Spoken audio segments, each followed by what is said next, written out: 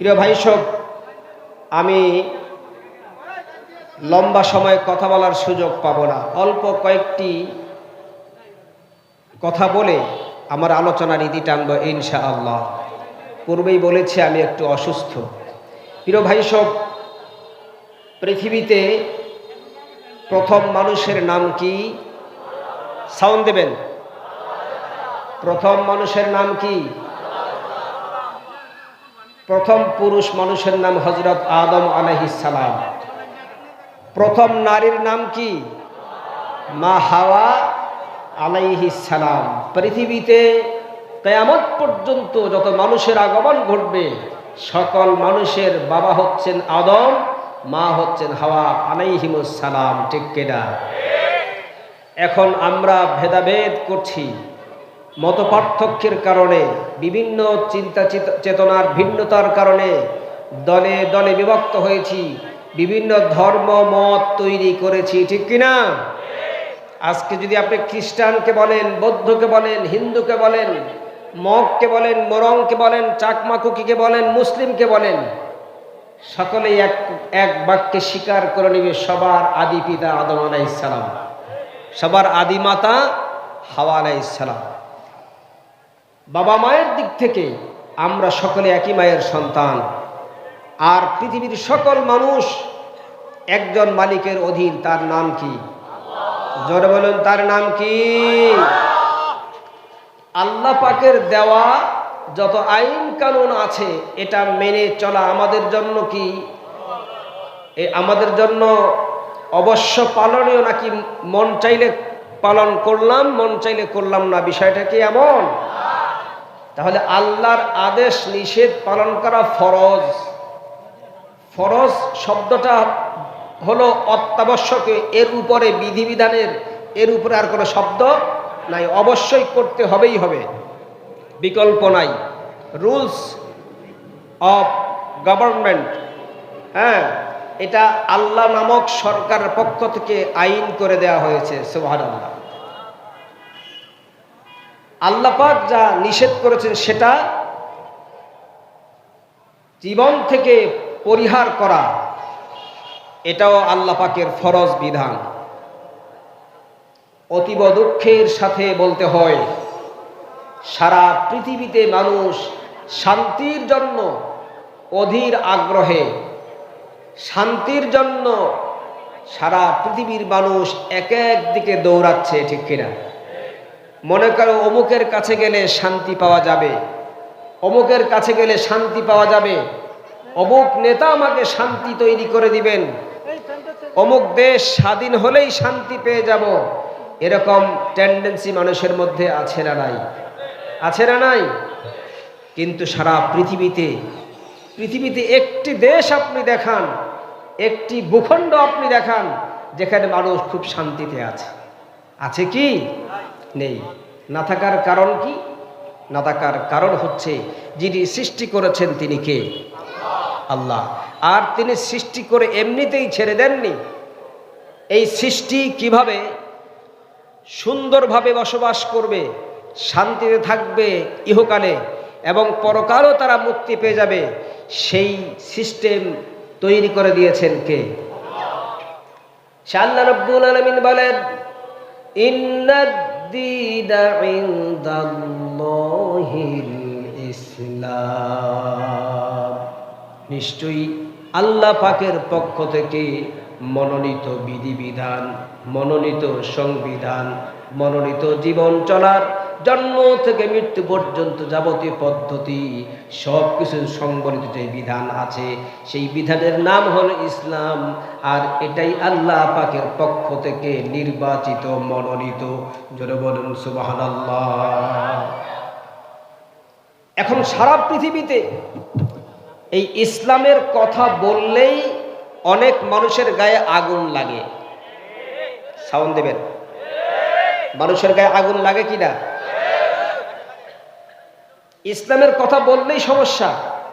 আপনি যদি বলেন, হ্যাঁ জজ সাহেব আপনি বিচার করুন, কিন্তু পৃথিবীর কোনো মানুষের তৈরি করা লিখিত আইন কানুন দিয়ে নয়, আপনি বিচার করুন কোরআনের আইন দিয়ে। এই কথা বললে শুধু আমার বাংলাদেশ নয়, সারা পৃথিবীতে মুসলিমদের মধ্যেই অনেকে বাধা প্রদান করবে, ঠিক কিনা? আপনি যদি বলেন শিক্ষা সংস্কৃতি সব জায়গায় কোরআনের অনুযায়ী চলবে, সাংস্কৃতিক অঙ্গনের লোকেরা খেপে যাবে, শিক্ষা ব্যবস্থার লোকেরা খেপে যাবে। তামাম পৃথিবীতে মানুষ শান্তির জন্য হন্যে হয়ে হয়রান হয়ে শান্তি খোঁজার জন্য তারা অস্থির থাকলেও শান্তি আসলে যেই পথে, সেই পথের দিকে মানুষ ধাবিত না হয়ে অন্যদিকে ধাবিত হওয়ার কারণে কিয়ামত পর্যন্ত শান্তি পাওয়া সম্ভব নয়। সম্ভব কি? কি বলেন? সম্ভব? সম্ভব নয়। শান্তির পথ বাতলে দিয়েছেন মুহাম্মদুর রাসূলুল্লাহ সাল্লাল্লাহু আলাইহি ওয়াসাল্লাম। আপনি কোথায় পেলেন? আপনি যদি মুসলিম হন, আপনার জীবন বিধান হবে কোরআন, আপনার জীবন চলার পদ্ধতি হবে ইসলাম। এর বাহিরে কোন বাবা কি বলেছে, কোন মুরব্বি কি বলেছে, কোন শায়েখ কি বলেছে, কোন পীর বাবা কি বলেছে, এগুলো অনুসরণ করার আপনার কোনো সুযোগ নাই, ঠিক কিনা? আপনি যদি মুসলিম হয়ে থাকেন তাহলে আপনি আল্লাহর সঙ্গে চুক্তিবদ্ধ হয়েছিলেন, যেই চুক্তির মাধ্যমে আপনি আল্লাহকে রব বলে মেনে নিয়েছেন, ইলাহ বলে মেনে নিয়েছিলেন। চুক্তিটি কি? লা ইলাহা ইল্লাল্লাহু মুহাম্মাদুর রাসূলুল্লাহ সাল্লাল্লাহু আলাইহি ওয়াসাল্লাম। চুক্তির শুরুতে আপনি ওয়াদাবদ্ধ হয়েছেন, লা নাই, অস্বীকার করি, অমান্য করি, ডিলেট করি, প্রত্যাখ্যান করি, ছিঁড়ে টুকরো টুকরো করে ফেলে দেই। ইলাহা সেই সমস্ত রব, মালিক, এরপরে মুরব্বি, আইনদাতা, বিধানদাতা, সংবিধান প্রণেতা, সংবিধান তৈরিকর্তা, পৃথিবী চলার সিস্টেম লিখে দেওয়ার এমন যদি কেউ থাকে সব প্রত্যাখ্যান করি, ইল্লাল্লাহ, একমাত্র আল্লাহটা ছাড়া। আপনি যখন আপনার আমার জীবনের অন্যান্য কর্মগুলো কোরআনের বাহিরে গিয়ে করেন, আপনি চুক্তি ভঙ্গ করেছেন। চুক্তির বিষয়ে কিতাবে বলা হয়েছে, ইজা ফাতাশ শারত ফাতাল মাশরুত। এক পক্ষ থেকে যখন চুক্তি ভঙ্গ হয়ে যায়, চুক্তি অমান্য করে, অপর পক্ষ থেকে এমনিতেই চুক্তি ভঙ্গ হয়ে যায়। তো আপনি আল্লাহর সঙ্গে কালিমার মাধ্যমে চুক্তিবদ্ধ হয়ে ইসলাম কবুল করার পরে যখন আপনি কোরআন সুন্নাহর বিপরীতমুখী জীবন ব্যবস্থা, আইন কানুন, বিধিবিধানের অনুসারী হয়ে গেলেন, আপনি আল্লাহর সঙ্গে চুক্তি ভঙ্গ করে আপনি মুসলিম থেকে খারিজ হয়ে গেলেন। কথা বলেন? এমন কোন পৃথিবীতে এমন কেউ নাই আপনাকে মুসলিম হিসেবে আবার সেখানে ধরে রাখে। এ ফতুয়া দেখ কেউ পারলে, কারো দ্বারা সম্ভব নয়। যেখানে আল্লাহ নিজেই বলে দিয়েছেন, ইন্নাদ-দীনা ইনদাল্লাহিল ইসলাম। আজকে সারা পৃথিবীর মানুষ বাতিল শক্তির মধ্যে হাবুডুবু খাচ্ছে, একটা নেশায় পেয়েছে। বাড়ির মালিক হতে হবে, গাড়ির মালিক হতে হবে, জায়গা জমির মালিক হতে হবে, অট্টালিকা করতে হবে, আরামায়েশের সর্বোচ্চ চূড়া পর্যন্ত আমাকে দখল করতে হবে। নেশায় মানুষ আছে না নাই? আছে না নাই? এই মানুষগুলো বড়ই বোকা। এরা জানে না যে একটা ফুটন্ত বেলুনের গায়ে সামান্য একটা সোনামুখী সুইয়ের আগার একটু স্পর্শ লাগলে যেমন বেলুনটা ফুটো হয়ে যাবে, বেলুনটা মুহূর্তেই ধ্বংস হয়ে যাবে। আপনার আমার জীবনটা ঠিক তেমনি। আপনি যত কিছুই পৃথিবীতে করেন না কেন, আধিপত্য বিস্তার করেন না কেন, অট্টালিকা করেন না কেন, সিংহাসনের অধিপতি হন না কেন, এক সেকেন্ডের মধ্যেই আপনার জীবন ধ্বংস হয়ে যাওয়ার পরে আপনার অস্তিত্বের আর কোনো মূল্য নেই।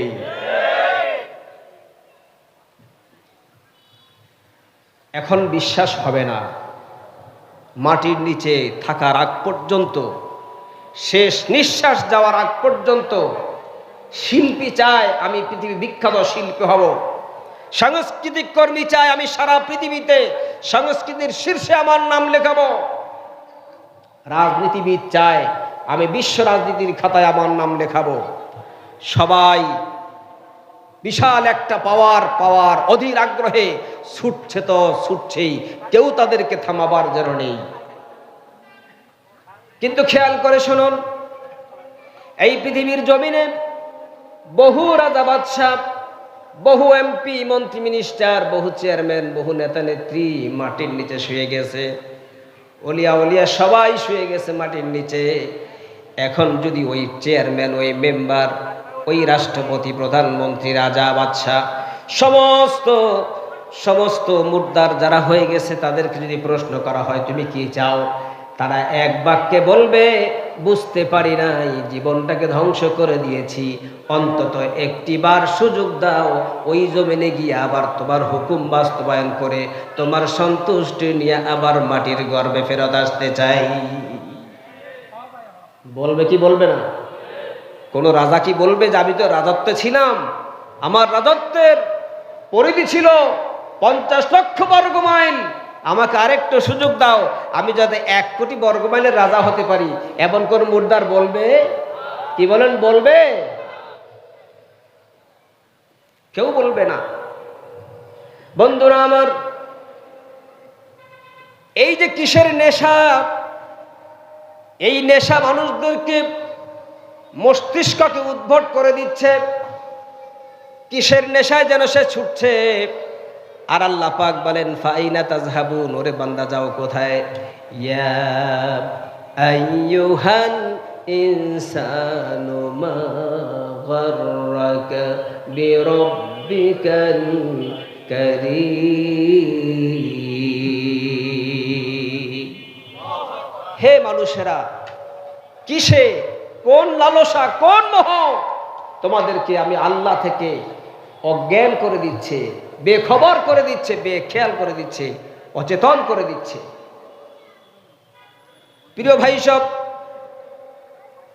তাই আজ যে আল্লাহ রাব্বুল আলামিন কালিমার মাধ্যমে চুক্তিবদ্ধ করালেন, Islam is the complete code of life, মানুষের জীবনের সকল ক্ষেত্রে ইসলামটাই হলো তার জন্য পালনীয়, অবশ্য পালনীয়।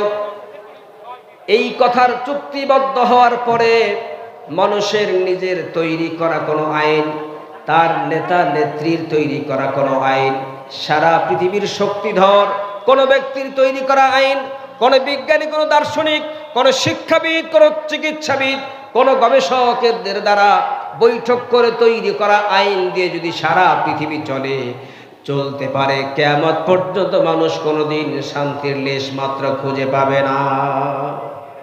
কি বলেন, পাবে? পাবে না। শান্তি দেওয়ার মালিককে, শান্তি দেওয়ার মালিককে।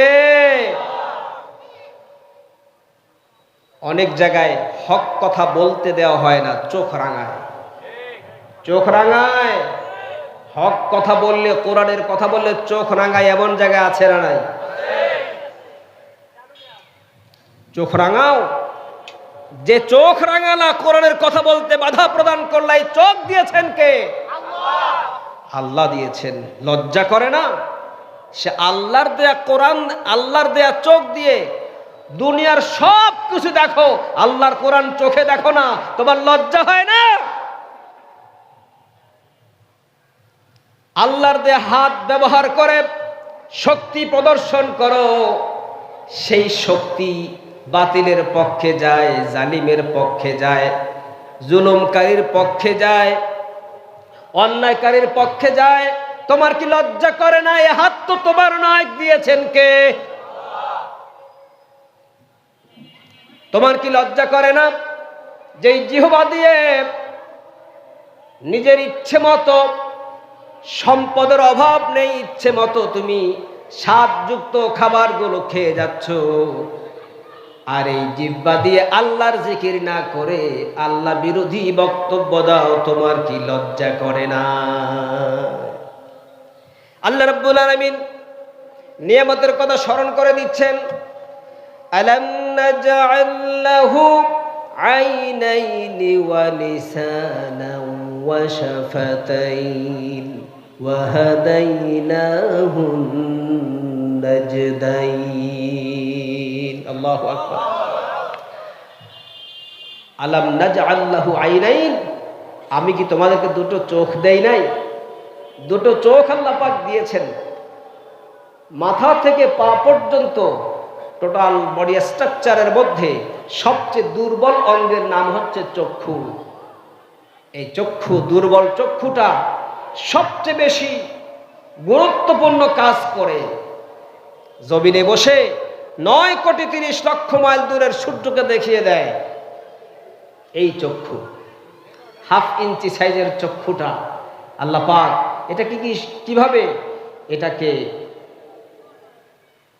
সংরক্ষণ করেছেন অত্যন্ত দুর্বল সামান্য আঘাতেই বেলুন যেমন ছিদ্র হলে ঠুস হয়ে ফেটে যায় সামান্য একটু আঘাতে চোখটাও ধ্বংস হয়ে যেতে পারে আল্লাহ রাব্বুল আলামিন চোখটাকে এমনভাবে ফিটিং করলেন উপরে নিচে সুন্দর করে হাড় দিয়ে এটাকে ভিতরে ঢুকে দিলেন যাতে করে কোনো আঘাত আসলে পর উপরের হাড়ের মাধ্যমে আঘাত প্রতিহত করে চক্ষুটাকে ভালো রাখা যায় সুবহানাল্লাহ এই চক্ষুটা যেন সর্বক্ষণিক সচল থাকে আল্লাহ রাব্বুল আলামিন ভিটামিন মিনারেল ক্যালসিয়াম জাতীয় পদার্থ পানি দিয়ে বারবার চক্ষুটাকে পরিষ্কার করার ব্যবস্থা করে দেন চোখের মধ্যে ময়লা পড়ে গেলে এই ময়লাটা যেন একটি ডাস্টবিনে চলে যায় চোখের ক্ষতি না হয় এমন করে করে শুধু চোখ নয় তোমার মাথা থেকে পা পর্যন্ত টোটাল বডি স্ট্রাকচারটাকে ফেরেশতাদের মাধ্যমে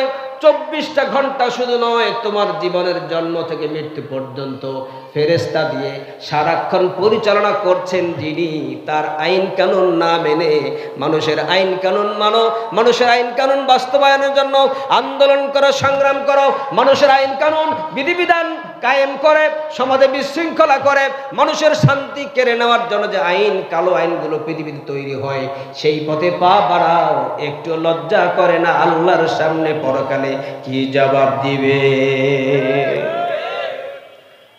চিন্তা করার দরকার আছে না নাই আছে না নাই ক্ষমতার বাহাদুরি চিরদিন থাকবে না আল্লাহ রাব্বুল আলামিন সবকিছু সেট করে রেখেছেন যখন মৃত্যুর সময় এসে যাবে পাপিষ্ঠ লোকেরা যখন মৃত্যুবরণ করবে মালাকাল মাউত যখন তাকে অ্যাটাক করবে সে লুকানোর চেষ্টা করবে পালানোর চেষ্টা করবে কিন্তু আল্লাহ রাব্বুল আলামিনের অর্ডার অনুযায়ী মৃত্যুর ফেরেশতারা শরীরের প্রতিটি শিরা উপশিরায় হাত পা চোখ নাক কান টোটাল বডি স্ট্রাকচারের মধ্যে সমস্ত রগ রেশার মধ্যে ঢুকে তার জীবনটাকে টেনে হেসড়ে খামচিয়ে বের করে আনবে জোরে বলুন নাউযুবিল্লাহ একমাত্র মাধ্যম কি ইসলাম আচ্ছা আপনারা বলুন তো দেখি ইসলাম কি এমন কোন ধর্মের নাম যে ধর্মের বিধিবিধান শুধু নামাজ রোজার মধ্যেই সীমাবদ্ধ ইসলামটা কি এমন না ইসলামটা হচ্ছে পরিপূর্ণ পূর্ণাঙ্গ আল্লাহ রাব্বুল আলামিন সেজন্য বলেছেন ইয়া আইয়ুহাল্লাযীনা আমানু দুখুলু ফিস-সিলমি কাফা ওয়া লা তাত্তাবিউ খুতুওয়াতিশ শাইতান ইন্নাহু লাকুম আদুউম মুবিন আল্লাহু আকবার আল্লাহ পাক বলছেন হে ঈমানদারেরা বিশ্ববাসীরা ঈমানদারেরা উদখুলু ফিস-সিলমি কাফা তোমরা ইসলামে পরিপূর্ণভাবে প্রবেশ করো এই হুকুমটা কার জোরে বল হুকুমটা কার আল্লাহর হুকুম বড় না মানুষের হুকুম বড় এখন আপনার নেতা হুকুম করেছে আর আল্লাহ হুকুম করেছেন কারটা মানতে হবে জোরে বলুন কারটা আমরা কারটা মানি জীবন মরণ সব সঁপে দেই উদ্দেশ্য কি দুনিয়ায় কিছু পাওয়া আরে আপনি দুনিয়ায় এত কিছু পেয়ে লাভটা কি আপনার খবর কি নিয়ে যাবেন আপনি যা রেখে যাবেন কোটি কোটি বছরও সেটা আপনার কাজে আসবে না আপনার নিঃশ্বাস চলে যাওয়ার পরে সাথে সাথে আপনার নামটা বাতিল হয়ে যাবে, কাগজে কলমে অন্যদের নাম চালু হবে। ঠিক কিনা? ঠিক কিনা? সেজন্য আসুন, Islam is the complete code of life. Islam পরিপূর্ণ জীবন ব্যবস্থা। ইসলামের কথা বললে, ইসলামী আইনের কথা বললে, ইসলামী বিচার ব্যবস্থার কথা বললে, ইসলামী শিক্ষা ব্যবস্থার কথা বললে, ইসলামী সাংস্কৃতিক ব্যবস্থার কথা বললে, ইসলামিক পার্লামেন্টের কথা বললে আপনার গায়ে যদি আগুন ধরে যায়, বুঝতে হবে আপনি এখনো পরিপূর্ণ মুসলমান হতে পারেন নাই। বুঝতে হবে আপনি মুনাফিক, ফাসিক হয়ে আছেন।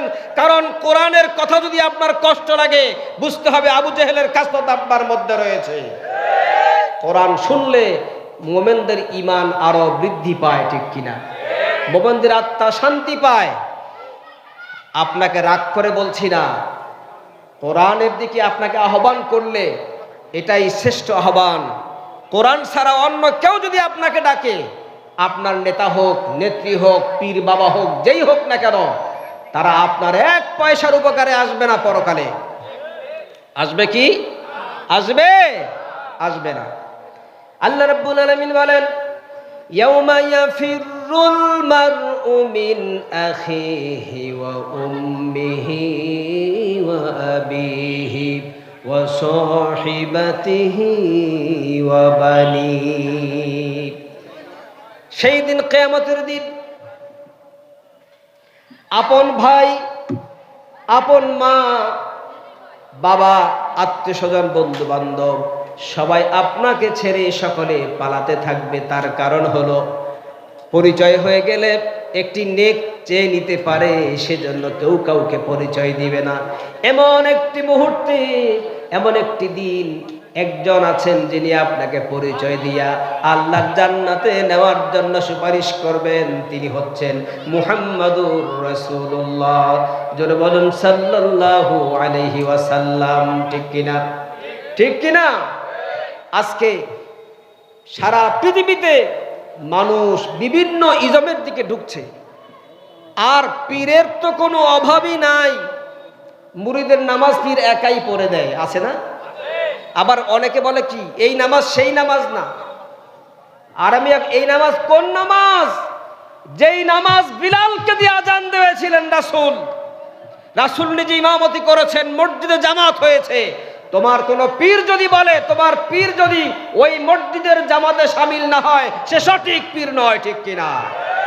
তোমার শায়েখ যদি এই আজান এবং ইকামতের মাধ্যমে মসজিদের জামাতে শামিল না হয়, তোমার সেই শায়েখ আসল শায়েখ নয়, সেটা হলো শয়তানের শায়েখ। ঠিক কিনা? এজন্য পীর বাবা, শায়েখ বাবা সব ছেড়ে দিয়ে একদিকে আসো। কোন ইবাদাল্লাহি ইখওয়ানা, আল্লাহর কোরআনকে বুকে ধারণ করে আল্লাহর এক পথের দিকে চলে আসো। এটাই মুক্তির একমাত্র পথ। ঠিক কিনা? ঠিক কিনা? আল্লাহ পাক জানেন, তিনি তো মানুষের জন্য সঠিক, সহজ সরল রাস্তা তিনি দিয়েছেন। তিনি জানেন রাস্তার বাঁকে বাঁকে বহু ধর্ম ব্যবসায়ী বসে থাকবে। রাস্তার বাঁকে বাঁকে শয়তান বিভিন্ন পীরের বেশে, শায়েখের বেশে, ওলামায়ে কেরামের বেশে, অলিয়া উলিয়ার বেশ ধারণ করে বিভিন্ন জায়গায় বসে থাকবে, মানুষদেরকে জাহান্নামের দিকে নিয়ে যাওয়ার জন্য। সেই জন্য আল্লাহ রাব্বুল আলামিন মানুষকে আল্লাহর কাছে সাহায্য চাওয়ার জন্য বলেছেন। কোরআনে কারীমের সূরা ফাতিহা, যে সূরা না পড়লে নামাজ হয় না, ওই সূরার ভিতরে আল্লাহ রাব্বুল আলামিন শিখিয়ে দিচ্ছেন, বান্দারা পড়ো, ইহদিনাস সিরাতাল মুস্তাকিম। পড়েন সবাই, ইহদিনাস সিরাতাল মুস্তাকিম। হে আল্লাহ, সঠিক রাস্তা যেটি, সেটাই আমাকে দেখাও। আল্লাহ রাব্বুল আলামিন বান্দাকে প্রশ্ন করলেন, সঠিক রাস্তা কোনটা? বান্দা আল্লাহর কাছে জবাব দেয়, রাব্বুল আলামিন, সঠিক রাস্তার একটা সন্ধান আমাদের কাছে আছে। উলাইকাল্লাযী সিরাতাল্লাযীনা আন'আমতা আলাইহিম। ওই পথ হলো সেই পথ, যেই পথে চলার কারণে কয়েকটা শ্রেণী তোমার কাছে নিয়ামত প্রাপ্ত হয়েছে। আল্লাহ বলেন, ওরা কারা? আল্লাহ পাক বলে দিচ্ছেন, ওরা কি তারাই? উলাইকাল্লাযীনা আন'আমাল্লাহু আলাইহিম মিনান নাবিয়্যিনা ওয়াস-সিদ্দীকিনা সিদ্দিকিনা ওয়াশ শুহাদাই ওয়াস সালিহিন। নিয়ামতওয়ালা হইলেন ওই চারি দল, সিদ্দিক, শহীদ, সালেহ, আম্বিয়া সকল। সিদ্দিক যারা সত্যবাদী, যারা কি, কথা বলুন, যারা কি সত্যবাদী, যারা সত্যবাদী। সিদ্দিক কঠিন আক্রান্ত হওয়ার ভয় থাকার পরেও সত্য থেকে মোটেও বিচ্যুত হয় না, ওরাই সত্যবাদী, ঠিক কিনা? একজনকে আমরা দেখেছিলাম, লোকটা যদিও হিন্দু, তার নাম হলো কি নাম যেন, সুখরঞ্জন বালি, নাম শুনেছেন না? লোকটা সত্য কথা বলতে গিয়ে প্রয়োজনে দেশ থেকে সে দেশান্তরিত হয়ে আরেক দেশের কারাগারে চলে গেছে, মিথ্যা কথা বলে নাই, ঠিক কিনা? অথচ এটা হওয়া দরকার ছিল মোমেনদের গুণ। এই শ্রেণীর নিয়ামত প্রাপ্ত ওয়া শুহাদা, দ্বীনের কথা বলতে গিয়ে, দ্বীনের ঝান্ডা উড্ডীন করতে গিয়ে, দ্বীনকে প্রতিষ্ঠা করতে গিয়ে যারা জীবন দিয়েছেন সেই শহীদগণ। এরপরে ওয়া শুহাদা ওয়াস সালিহিন, এবং আল্লাহর সালেহীন নেক বান্দাগণ যারা নেক কাজ করেন, এবং নবীগণ। এই চারটা শ্রেণী আল্লাহ রাব্বুল আলামিনের পক্ষ থেকে নিয়ামত প্রাপ্ত। এই চারটি শ্রেণীভুক্ত দলের পথটাই হচ্ছে সঠিক পথ, এটাই হচ্ছে সিরাতুল মুস্তাকিমের পথ। প্রিয় ভাই সব, আজকে আমরা তো মানুষ মরলেই জানাজা দিয়ে দেই, কি বলেন, দেই না? কথা বলেন, মানুষ মরলেই জানাজা দেই না?